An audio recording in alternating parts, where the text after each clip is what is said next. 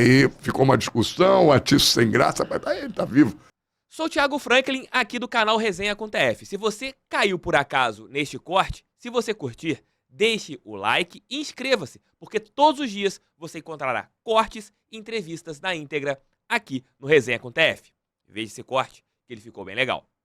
Às vezes é ruim de você fazer uma coletiva, uma entrevista coletiva, não, algo privado com o jogador, quando leva assessor de imprensa, ó, cuidado com isso aqui. Sim, os assessores de imprensa ficam praticamente ali ouvindo tudo, vigiando, muitas vezes... Se é ao vivo, dane-se, né? Muitas vezes depois vem falar contigo, olha, você não deveria ter perguntado isso. Isso aí, pô, deixou o cara em maus lençóis. Isso ele responde o que ele quiser. Tem liberdade de responder aquilo que... Exato, então é muito difícil. Esses anos todos... Eu nunca esqueço da Marlene Matos. Marlene Matos, que foi... Sim, da Xuxa. Da Xuxa. Ela, um tempo, ela entrou no futebol. Sim. Criou uma agência que tinha jogadores.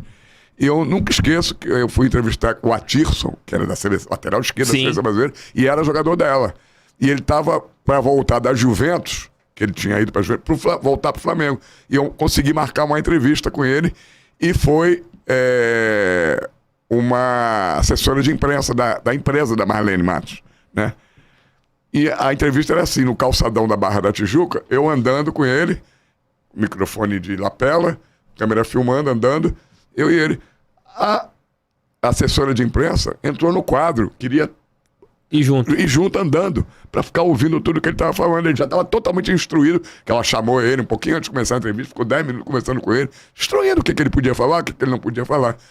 Aí, quando eu tô vendo que ela tá andando com a gente, antes, já ia começar a entrevista, eu falei assim, fulana, dá licença, você tá no quadro. Eu disse, eu quero ouvir tudo que ele vai falar.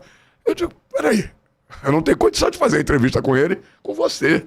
Ele não vai conseguir fechar só em nós dois e também você vai ficar ouvindo tudo que ele falando, porque se ele falar alguma coisa, você vai interromper a entrevista. Pô. Aí eu digo, então vamos fazer o seguinte, não tem entrevista mais.